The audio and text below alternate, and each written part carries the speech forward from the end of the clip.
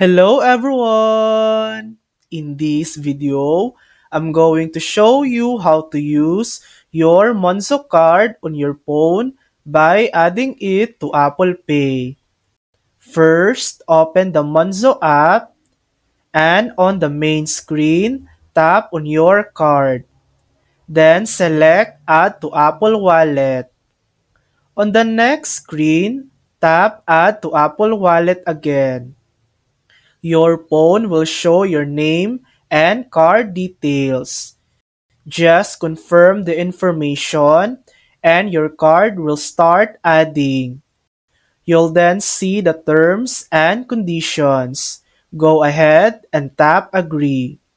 After that, choose whether you want Monzo to be your default card for Apple Pay. And that's it! Your Monzo card is now added to your phone. You can tap to pay anywhere Apple Pay is accepted. Thanks for watching! If this video helped you, please like and subscribe for more helpful tutorials.